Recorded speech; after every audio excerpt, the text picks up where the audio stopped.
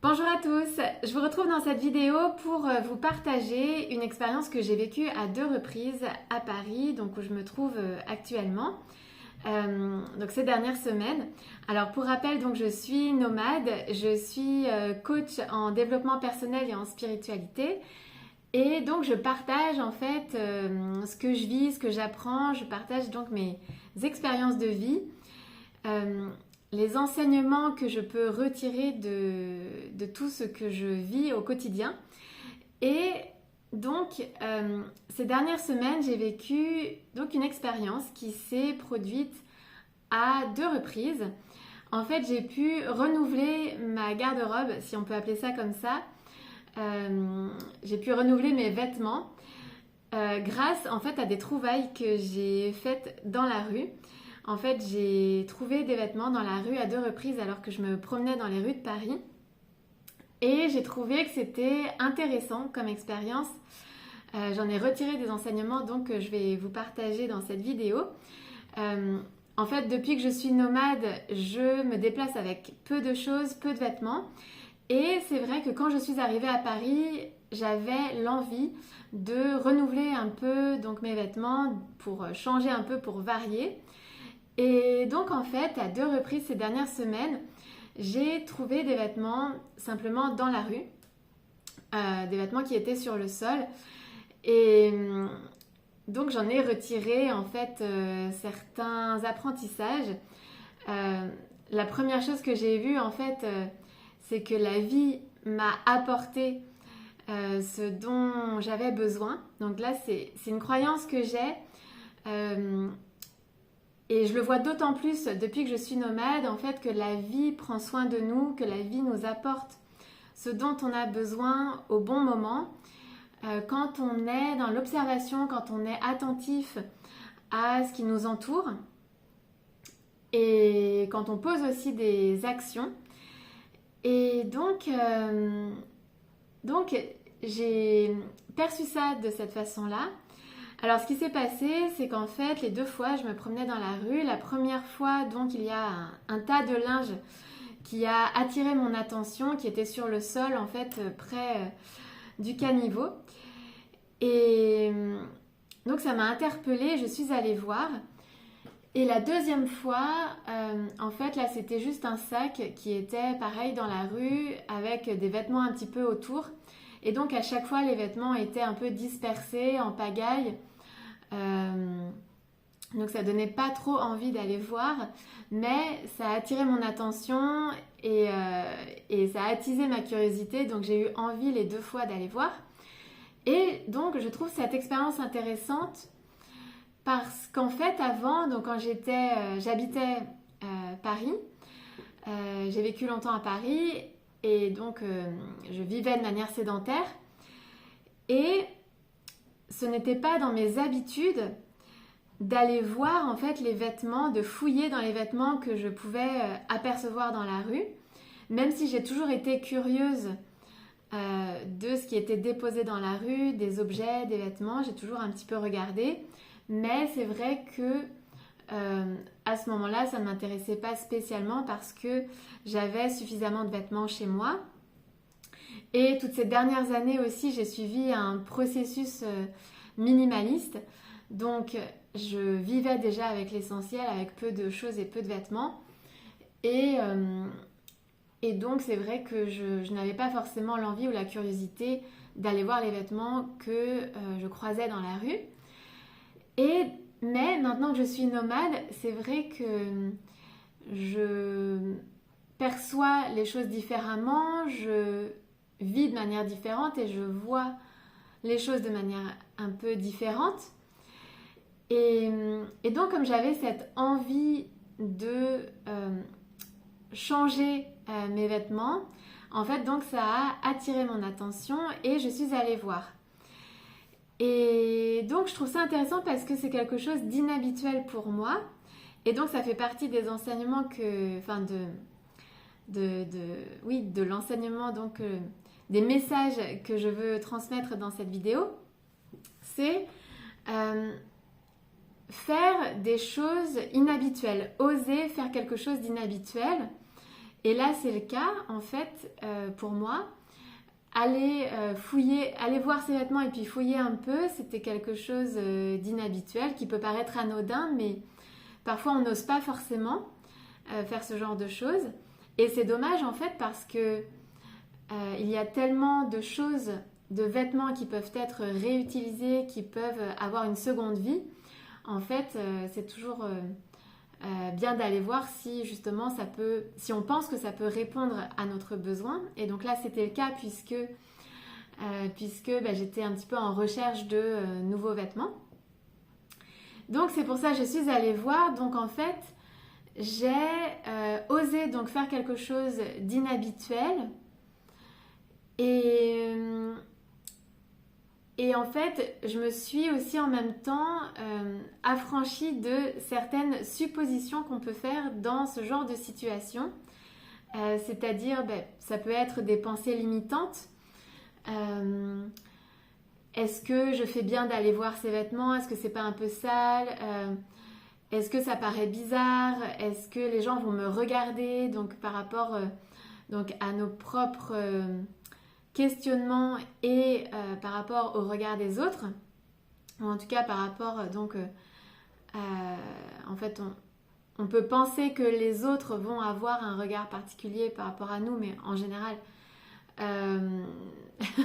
en général pas du tout, parce que en fait chacun fait sa vie et personne ne regarde spécialement ce qu'on fait. Mais en fait, donc faire quelque chose d'inhabituel, donc c'est oser le faire, s'affranchir de suppositions, de pensées limitantes. Donc là, je prends cet exemple-là, mais ça peut en fait se transposer sur plein de choses. Et donc l'importance de suivre sa curiosité. Oui, l'importance de suivre sa curiosité et d'être spontané. Donc incarner la curiosité finalement qu'on avait quand on était enfant et parfois qu'on n'ose plus incarner justement à cause de ces pensées limitantes qu'on peut avoir parce qu'on a peut-être cette envie, cet élan, mais de suite une pensée va arriver et va nous freiner dans cet élan spontané qu'on avait. Donc finalement j'ai regardé ces vêtements et donc ça m'a aussi demandé, l'autre enseignement, c'est aller au-delà des apparences, parce que donc ça m'a demandé d'aller au-delà des apparences parce que bien souvent les choses qui sont dans la rue sont un peu donc en bazar, un peu sales.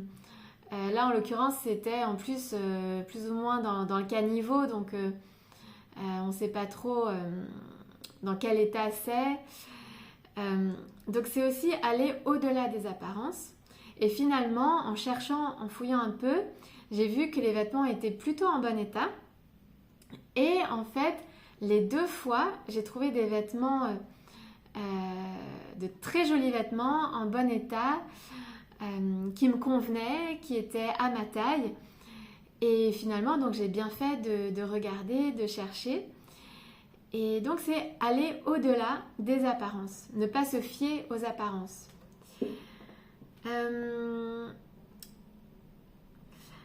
Et enfin,